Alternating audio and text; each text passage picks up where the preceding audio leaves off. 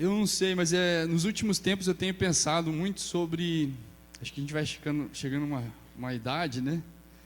E a gente começa a pensar, puxa, será que o que eu estou fazendo está certo? Será que o que eu estou fazendo para o Senhor é exatamente aquilo que Ele quer que eu faça? E esse pensamento tem vindo ao meu coração, e eu tenho orado a respeito disso. E Deus colocou essa palavra no meu coração. Eu creio que Deus vai falar com você muito mais do que falou comigo. E não porque, você entendeu, né? A palavra de Deus é viva e ela se multiplica, amém? Não que você precise ouvir mais isso do que eu, entendeu? Todos nós precisamos ouvir, né? Mas o Senhor vai falar ainda mais, amém? O Senhor vai aprofundar ainda mais isso no seu coração e no meu, porque Ele é vivo, a palavra de Deus é viva, amém? Se dá para dar um título para a minha mensagem, seria: não seja inútil. Então vira para o irmão que está do seu lado e fala isso para ele: não seja inútil. Pode parecer meio pesado, né? Meio duro, mas a gente teve um acampamento há alguns dias sobre o quê? Lugar secreto. A gente ouviu muito sobre o lugar secreto. E querendo ou não, você acredite ou não, eu creio que você vai acreditar, mas isso aqui que eu vou falar sobre ser ou não ser inútil tem tudo a ver com lugar secreto, amém? A gente vai ver sobre isso, para a gente não perder muito tempo porque eu vou pedir para você abrir algumas passagens, amém? Você vai ter que abrir bastante a Bíblia, mas se você não for rápido de endereço, você ouvindo bem, está ótimo, amém? Então, glória a Deus. A primeira passagem que eu vou pedir para você abrir está em Lucas capítulo 17, versículo 10. Então, Lucas 17, 10.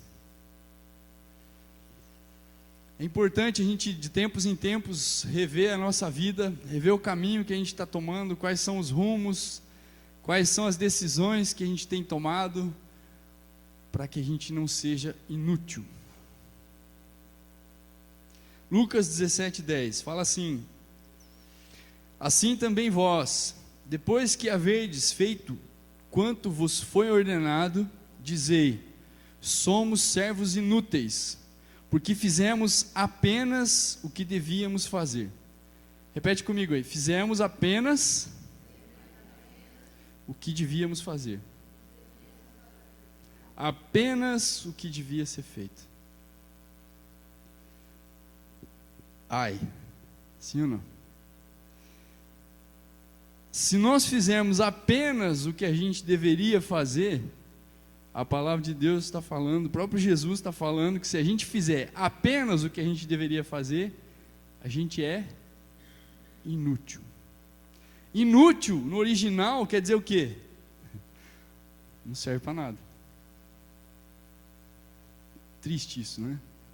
Imagina você viver a sua vida pensando: não, eu estou agradando a Deus, eu estou servindo a Deus, eu não perco um culto, eu não perco uma célula, eu não perco nada, eu não perco um trabalho, eu tenho falado do amor de Deus no meu trabalho, eu tenho feito coisas e tal, e aí chega o grande dia do Senhor, você vai encontrar o Senhor, e o Senhor te chama de inútil.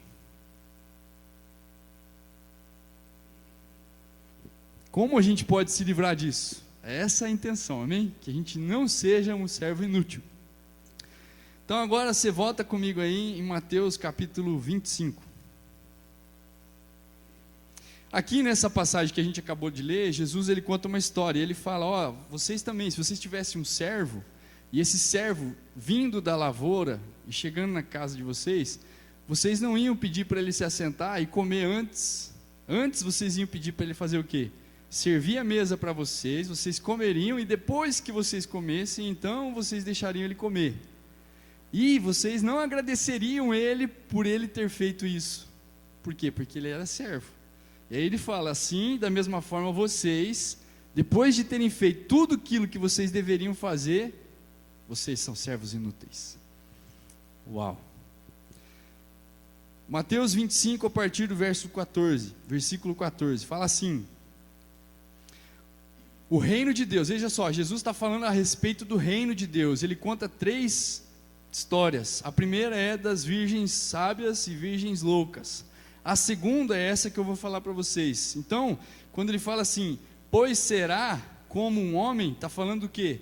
O reino de Deus. Então, o reino de Deus, pois, será como um homem que, ausentando-se do país, chamou os seus servos e lhes confiou os seus bens.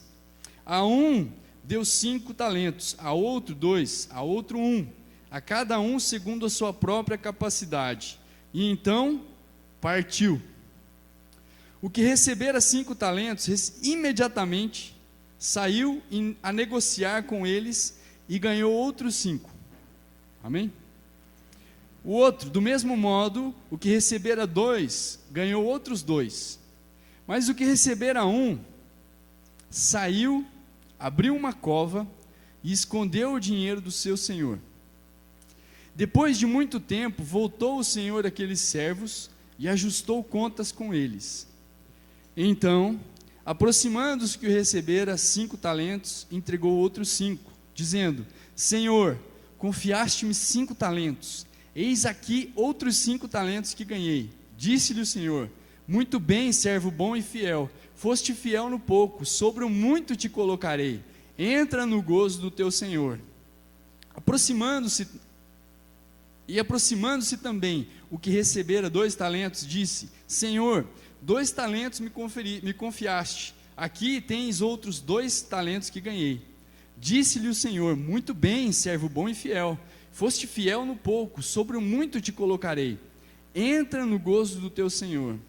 Chegando por fim o que recebera 1 talento, disse, Senhor, sabendo que és homem severo, que ceifas onde não semeaste, e ajuntas onde não espalhaste, receoso, escondi na terra o teu talento, aqui tens o que é teu. Respondeu-lhe, porém, o Senhor, servo mau e negligente, sabias que ceifo onde não semeei, e ajunto onde não espalhei. Cumpria, portanto, que entregasses o meu dinheiro aos banqueiros, e eu, ao voltar, receberia com juros o que é meu. Tirai-lhe, pois, o talento e dai-lhe o que tem 10, porque a todo o que se tem se dará e terá em abundância, mas ao que não tem, até o que tem lhe será tirado.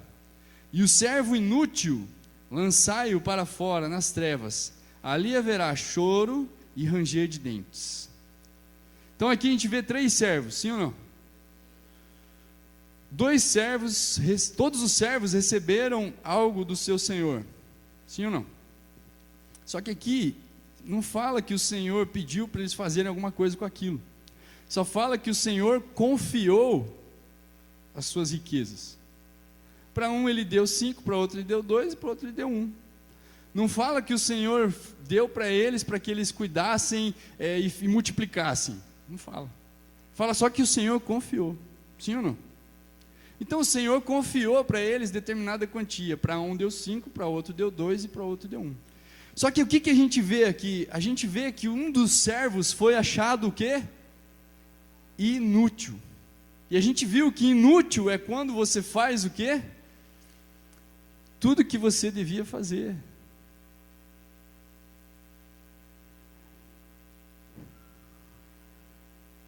O que eu quero dizer com isso, irmãos? O que o Senhor quer nos ensinar a respeito disso? Deus, Ele espera de nós algo a mais. Deus não espera só que a gente fique naquilo que Ele mandou a gente fazer, naquilo que a gente sabe que tem que fazer, porque se a gente fizer tudo aquilo que a gente sabe que tem que fazer, a gente vai ser um servo inútil, porque esse servo, o que ele fez? Ele pegou 1 talento, sim ou não? E ele pegou, ficou com medo, foi lá e enterrou. Depois de muito tempo, quando voltou o Senhor, ele pegou aquele 1 talento que ele tinha recebido e devolveu para o seu Senhor. Recebi 1, entreguei 1. O que foi mandado para mim fazer, eu fiz. Sim ou não? Agora, qual é a diferença entre esses servos? Por que um dos servos fez isso, enterrou o talento, e os outros servos não? Os outros servos saíram imediatamente.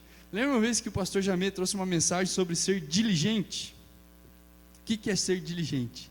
Ser diligente é ser rápido em obedecer e fazer aquilo que tem que fazer completamente, sem deixar coisas para trás. Isso é diligência. Aqui, esses dois primeiros servos, eles foram diligentes. Eles não sabiam quanto tempo o Senhor ia demorar. E o Senhor demorou muito tempo. Isso quer dizer que para eles para um juntar outros 5 talentos e para o outro juntar outros 2 talentos, foi rápido, sim ou não? Muito provavelmente não. Muito provavelmente demorou todo o tempo que o Senhor esteve fora. E o Senhor esteve fora durante muito tempo. Então, o que será que esses servos tinham em mente que fez eles serem tão rápidos em multiplicar aquilo que o Senhor deles tinha dado? E o outro, a gente só sabe de um deles. Um deles, esse que foi o servo inútil, esse que escondeu o talento, ele tinha uma visão do seu Senhor, sim ou não? O que ele fala? Sabia que o Senhor era severo, que o Senhor planta, ou melhor, colhe onde não plantou, e tudo mais. Aí você pensa, Deus é severo? Deus é bom? Ou Deus é severo? O que você acha? Eu te digo que Ele é as duas coisas. O que acontece? Deus trata você como você trata Ele. A visão que você tem de Deus vai determinar como você vai ser tratado por Deus. Por isso que se você não tomar uma posição com Deus, você vai ser tratado como você está tratando Deus. Achegai-vos a Deus e Ele se chegará a vós. Se eu não me achego a Deus, Deus não se achega a mim. Por quê? Porque eu tenho que tomar um passo. Deus me trata como eu trato Ele. Então Deus pode ser bom para um e Deus pode ser severo para o outro. Como a gente viu aqui, Deus é as duas coisas. Se você pega o Salmo de número 18, abre comigo lá, Salmo de número 18. Oh, Jesus. O 25 e 26 fala assim: para o benigno te mostras benigno, com o íntegro também íntegro, com o puro, puro te mostras, com o perverso, inflexível, porque Deus não é perverso, mas Deus é inflexível. Então a maneira como você olha para Deus vai definir como você vai receber de Deus algo. Está entendendo até aqui, sim ou não? Então a gente aprende o quê? Que esse servo que escondeu o talento, ele tinha uma visão de Deus, uma visão a respeito desse Senhor, e ele foi tratado conforme a visão que ele teve. Como a gente vê aqui nesse salmo, Deus trata conforme você trata Ele. Em Provérbios, olha só que legal, Provérbios 14, 35, veja que tremendo. A palavra de Deus fala assim: o servo prudente goza do favor do rei, mas o que procede indignamente é objeto do seu furor, da sua raiva, da sua ira. Então o servo que é prudente, o servo que foi prudente, quais dos servos foram prudentes? O servo que recebeu 5 e o servo que recebeu 2, eles foram prudentes. E esses servos, por serem prudentes, o que aconteceu? Eles gozaram do favor do rei. O rei chegou para eles e falou: muito bem, servo bom e fiel, você foi fiel sobre o pouco, agora eu vou te colocar sobre o muito. Entra no gozo do teu Senhor. Você quer ouvir isso? Eu quero ouvir isso do Senhor, em nome de Jesus. Tem outra passagem, Salmo 35. Só para a gente construir o raciocínio aqui. Salmo 35, 27, fala assim: cantem de júbilo e alegrem-se os que têm prazer na minha retidão, e digam sempre: glorificado seja o Senhor que se compraz na prosperidade do seu servo. O Senhor tem prazer na prosperidade do seu servo. Você acha que Deus não queria que aqueles servos se dessem bem? Você acha que que Deus era severo ao ponto de colher aquilo que ele não tinha plantado, Deus, ele está muito mais com cara de que cantem de júbilo e alegrem-se, sim ou não? Cante de júbilo, se alegre, você que tem prazer na retidão de Deus, porque Deus é reto, Deus é fiel, e digam sempre, glorificado seja o Senhor, que se compraz, que tem prazer, no quê? Na prosperidade do seu servo. Deus quer te ver próspero, amém?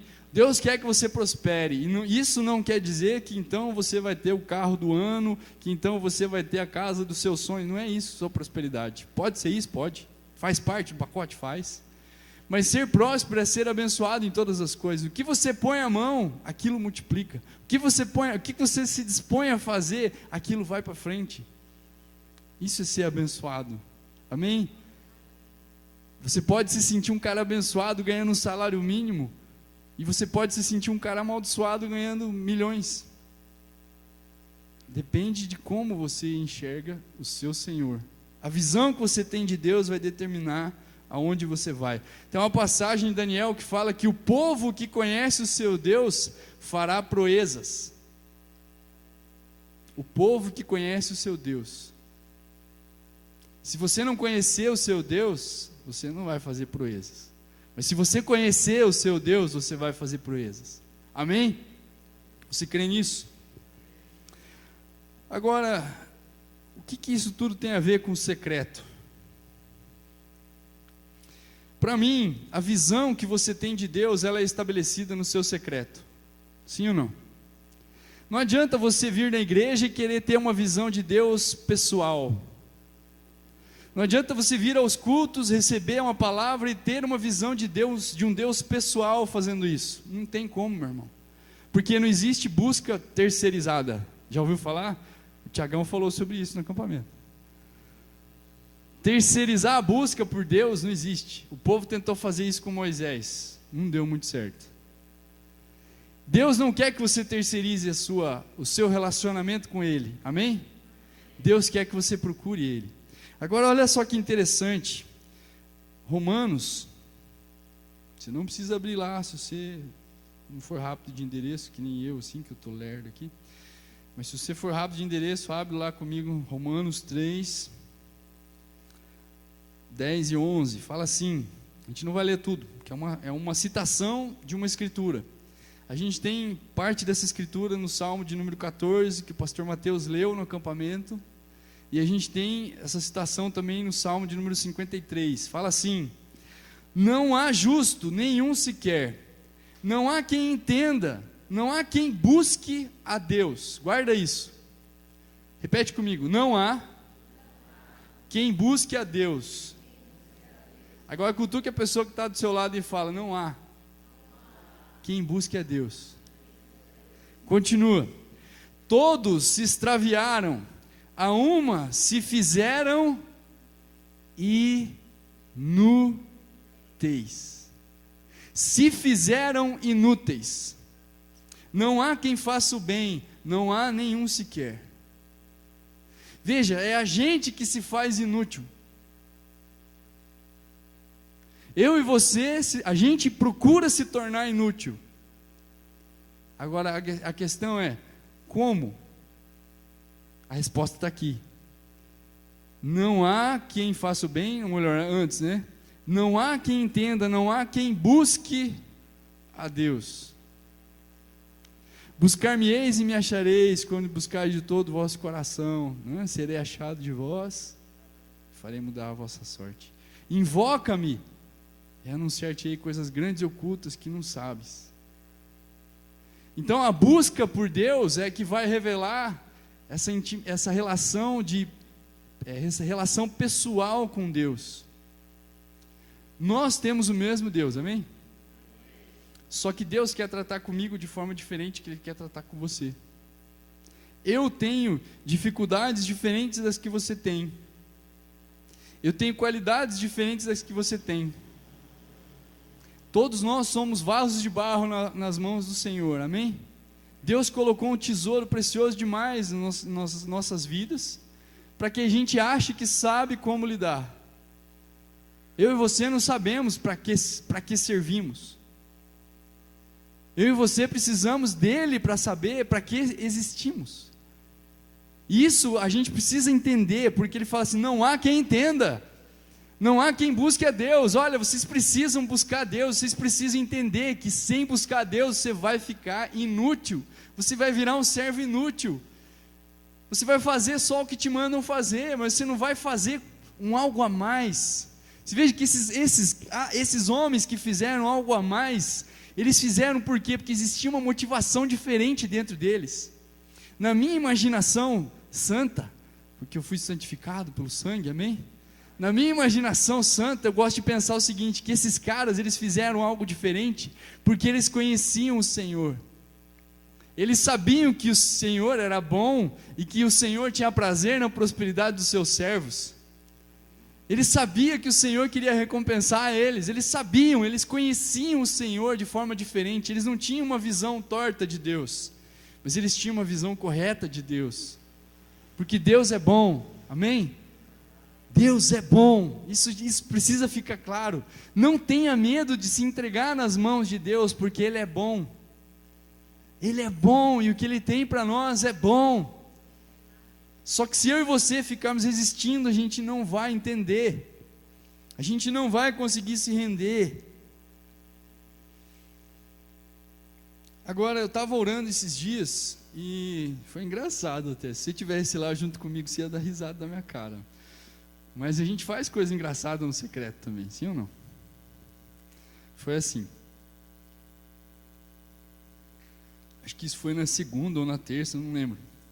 Eu sentado na cama, e aí eu falando: Deus, fala comigo, Pai, eu quero ouvir Tua voz, eu quero Te conhecer, eu quero secreto e tal. E aí eu senti Deus falar comigo, que Deus falou assim: põe-te de pé, e falarei contigo. Eu sentado na cama, né? Tá bom, Deus. Fiquei de pé, de frente com o guarda-roupa, assim, olhando para o guarda-roupa, com o olho fechado, mas de frente com o guarda-roupa. E fiquei ali: Deus, estou de pé, pode falar. E nada. Não aconteceu mais nada. Eu pensei: uai, será que eu ouvi errado, né? Deu horário, eu fui para a Federal. A terça-feira, perdi a hora, fui para o secreto rapidinho, quase não ouvi nada. Na quarta-feira, eu fui. Uma dica para você ir para o secreto. Eu sei que tem que acordar mais cedo para ir para o secreto, sabe qual que é? Eu acordei antes do relógio, olhei no relógio 6h30, caramba, brincadeira, o Senhor está me acordando 6h30 para eu ir lá buscar Ele. E aí eu fiquei naquela luta, sabe, a carne não quer acordar, né? A carne não quer levantar da cama. Eu fiquei naquela luta assim, de repente me veio na mente assim: Ele já está lá. Mateus 6,6. O Deus que vê em secreto. Ou seja, Deus já está lá no secreto te esperando. Então, você não quer deixar Ele esperando, sim ou não? Então, eu também não quis, eu corri para lá. Bom, aí foi quarta-feira, eu lá de novo, e Deus falou a mesma coisa: põe-te em pé. Eu lá orando, sentado. Só que daí eu percebi que eu estava lá sentado, e na verdade na terça-feira eu já tinha pesquisado um pouco sobre essa passagem, achei ela na Bíblia, tinha pesquisado e tal, mas para mim não fazia muito sentido. E aí beleza, vou continuar. Sentei na minha cama, na quarta-feira estava lá orando de novo, e Deus falou a mesma coisa: põe-te em pé, falarei contigo. Eu: tá bom, Deus. Então, mas eu fiquei de pé, aquele dia não aconteceu nada. Aí Ele falou de novo: põe-te em pé, e eu vou falar contigo. Aí eu entendi, vê como a gente demora a entender as coisas. Ficar em pé nem sempre é literal, meu irmão. Mas eu percebi que a minha oração estava sendo uma oração de coitadinho. Você já fez oração de coitadinho? Pois é, eu descobri que oração de coitadinho Deus não ouve. Deus não está nem aí para coitadinho. Sabe por que não? Porque Deus nos fez reis e sacerdotes no meio do seu povo. Coitadinho não tem vez no reino de Deus. Mimimi não tem vez no reino de Deus. Deus não quer coitadinho. E eu entendi isso essa semana. E aí quando você pega, abri em Jeremias capítulo 29, é uma passagem bem conhecida. Jeremias 29, a partir do verso 11, a palavra de Deus fala assim, veja que tremendo. Eu pulei para Isaías, viu? Só porque eu me empolguei aqui. Jeremias 29, 11. Fala assim, ó. Eu é que sei os pensamentos que tenho a vosso respeito, diz o Senhor. Pensamentos de paz e não de mal, para vos dar o fim que desejais. Então me invocareis, passareis a orar a mim, e eu vos ouvirei. Buscar-me-eis e me achareis, quando me buscareis de todo o vosso coração. Serei achado de vós, diz o Senhor, e farei mudar a vossa sorte. Congregar-vos-ei de todas as nações, de todos os lugares para onde vos lancei, diz o Senhor, e tornarei a trazer-vos ao lugar de onde vos mandei para o exílio. Aqui é uma palavra referente ao povo que estava indo para o exílio, já estava no exílio, não lembro agora, acho que se não me engano já estava no exílio. O povo já tinha ido para o exílio, e aqui tem uma palavra de Deus falando, eu é que sei os pensamentos que tenho a vosso respeito. Quando eu li isso, irmãos, eu fiquei pensando, meu Deus, o que quer dizer isso? E aí eu fui procurar na Strong, concordância bíblica, e eu vi que a palavra aqui traduzida com pensamento tem a ver também com propósito. Então pensa assim, Deus falando para você, eu é que sei o propósito que eu tenho para a tua vida. Eu é que sei para que eu te criei. Veja que ele fala, eu é que sei os pensamentos que tenho a vosso respeito, diz o Senhor, pensamentos de paz e não de mal, para dar o fim que vocês desejam. Qual que é o fim que você deseja, meu irmão? Eu desejo encontrar com Jesus, eu desejo estar com Ele o resto da eternidade, sim ou não? O Senhor quer te dar esse desejo, quer satisfazer esse desejo, mas primeiro você tem que saber que é Ele que sabe os pensamentos que tem a teu respeito, é Ele que sabe qual é o teu propósito, é Ele que sabe para que você existe, é nele que estão escondidas todas as coisas, toda a riqueza, sabedoria, todas as coisas estão escondidas nele, todas as coisas foram criadas por meio dele, para ele, e nele encontra o seu propósito. E aí fala, então vocês vão me invocar, então vocês vão passar a orar a mim, e eu vou ouvir vocês. Somente então, somente quando? Qual que é esse então? Então é quando eu entendo que Deus tem a resposta que eu preciso saber para que eu existo, para que eu estou aqui nessa terra, para que eu nasci em São Carlos, ou por que Deus me trouxe para São Carlos, por quê? Por que eu fui criado? É somente nele que você e eu vamos descobrir isso. Agora sim, faz todo sentido o que Deus falou comigo em Ezequiel, capítulo 2, versículo 1, fala assim, ou melhor, versículo 2, não, 1 mesmo, esta voz me disse, filho do homem, põe-te em pé e falarei contigo. Então entrou em mim o Espírito, quando falava comigo, e me pôs em pé, e ouvi o que me falava. Filho do homem, põe-te em pé, e eu vou falar com você. Põe-te em pé, tem a ver com, toma a tua posição de filho, toma a tua posição de filho de Deus, toma a tua posição de pequeno Cristo, se posicione diante de mim, então eu vou falar com você, o Espírito Santo entra em você, e eu vou falar com você, e você vai declarar aquilo que eu falei. Só que se eu não me colocar de pé, se eu me acostumar a ser coitadinho, eu não vou vencer na vida. Eu achei muito interessante que ontem o pastor Danilo postou uma frase no Facebook, e ele falava assim, não existe como um vitorioso,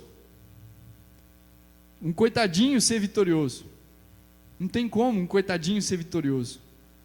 A frase é longa, eu não lembro agora e eu esqueci de marcar, mas você procura no Facebook do pastor Danilo, da Comunidade Cristã de Ribeirão Preto, você vai ver a frase que ele postou lá, não combina coitadinho com cristianismo, porque Cristo venceu, Cristo triunfou, Cristo nos fez assentar nas regiões celestiais com Ele, amém?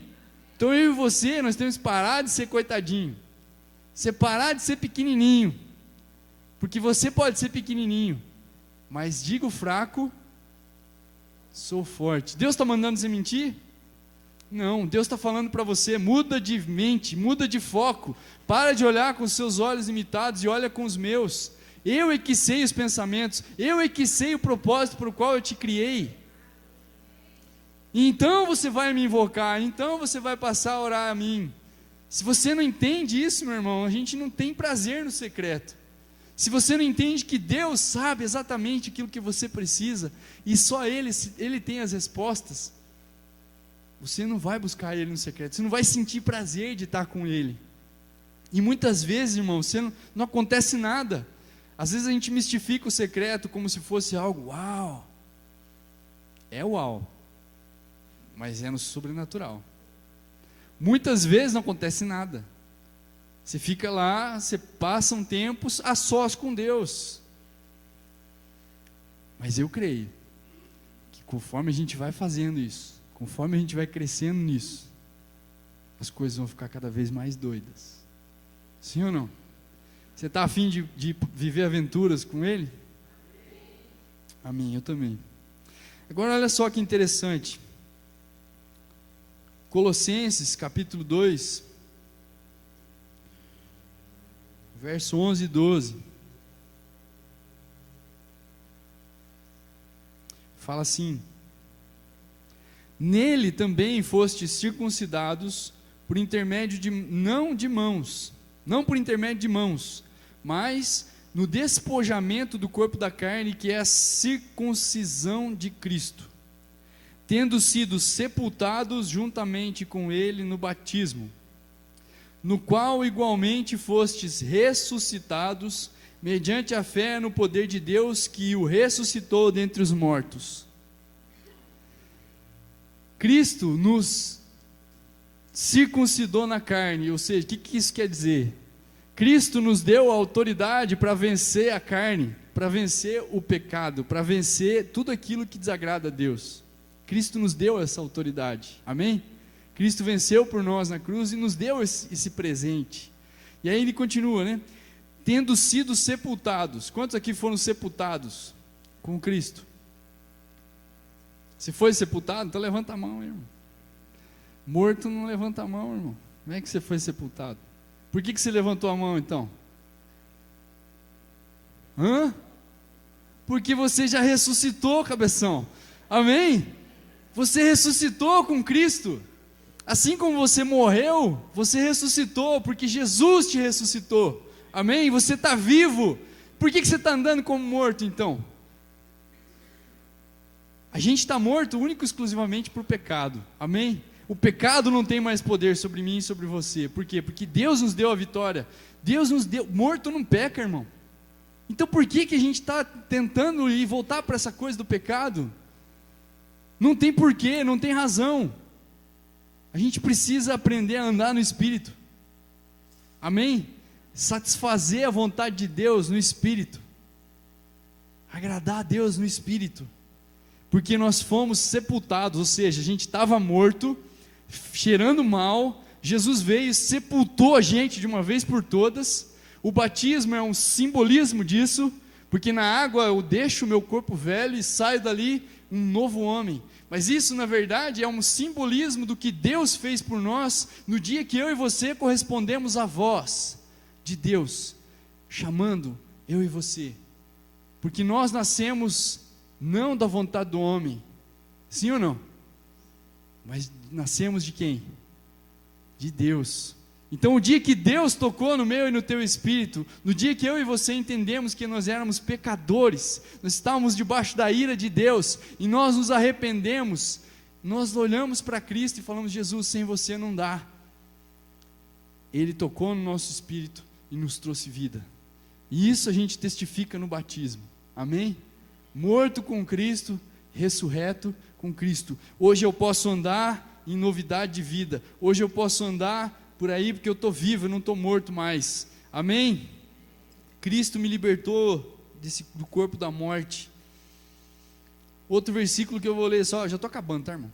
Se, porém, Cristo está em vós, o corpo, na verdade, está morto por causa do pecado, mas o Espírito é vida por causa da justiça. A justiça de Deus foi satisfeita em Jesus. O meu corpo está morto por causa do pecado, mas como eu fui sepultado e ressuscitei, veja, eu não estou mais só sepultado, eu fui ressurreto. Então, da mesma forma, ele continua: se habita em vós o Espírito daquele que ressuscitou Jesus dentre os mortos, esse mesmo que ressuscitou a Cristo Jesus dentre os mortos, vivificará também o vosso corpo mortal, por meio do seu Espírito em vós, que em vós habita. Ou seja, o Espírito Santo dentro de nós, ele não está aqui só para fazer bonito. O Espírito Santo dentro de nós está aqui para nos permitir viver a vida de Deus. Não é qualquer vida mais. Por isso que eu não sou mais meu. Eu me vendi como escravo a Cristo. Eu me submeto ao senhorio de Cristo. Cristo é o meu dono. Eu me submeto a Ele. Por isso que eu tenho que olhar para Ele e buscar nele o propósito da minha vida. Amém? E o último versículo que eu quero ler, Romanos 6,4. Fomos, pois, sepultados com Ele na morte pelo batismo, para que, como Cristo foi ressuscitado dentre os mortos pela glória do Pai, assim também andemos nós em novidade de vida. Deus tem novidade de vida para mim e para você. Deus não quer que você tenha uma vida de coitadinho. Deus não quer que você fique olhando para baixo. Deus não quer que você fique olhando para os problemas. Deus não quer nem que as suas orações sejam orações de coitadinho. Por quê? Porque nós somos reis e sacerdotes.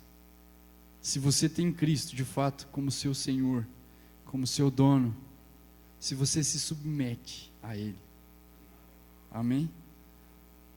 Feche os teus olhos.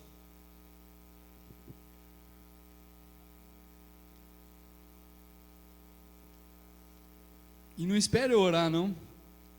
Comece a orar aí no seu lugar.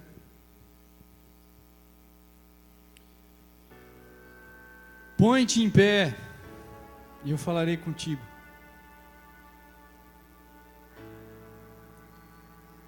Você não é mais coitadinho. Se você crê que Jesus ressuscitou dos mortos, o mesmo poder que ressuscitou Jesus dentre os mortos está dentro de você e trouxe vida para dentro de você. E hoje você pode se posicionar